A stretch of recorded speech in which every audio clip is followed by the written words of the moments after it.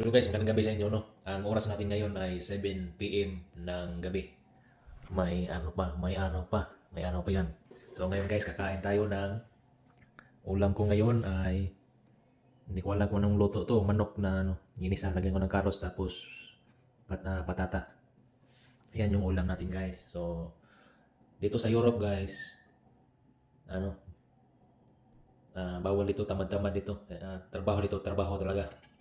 Diyan sa Pilipinas, pag halimbawa, pag magtrabaho ka, may break time yan, alas 9 o alas 10 ng umaga, break time. Tapos, break time na naman sa tanghali, kakain. Tapos, pagdating ng alas 3, break time na naman, kakain na naman. Tapos, pag uwi sa bahay, kakain na naman. Dito sa Europe, guys, papasok kami ng 5:30. Tapos, mag-break time kami niyan, minsan alas 9, alas 10 ng umaga, break time, kakain, tanghalian. Yan, dire-diretso na yan, papuntang hapon, wala nang isang beses lang mag-break time, kakain ka na ang tanghalian.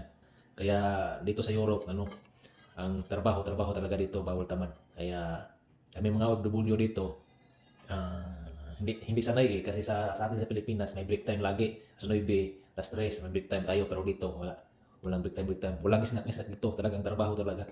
Kaya nga guys, dito labanan to ng mga masisibag. Kaya kung may plano ka na magpunta dito sa Europe, talagang siguraduhin mo sa sarili mo na masipag ka at sudido ka nga mag-apply, magtrabaho dito.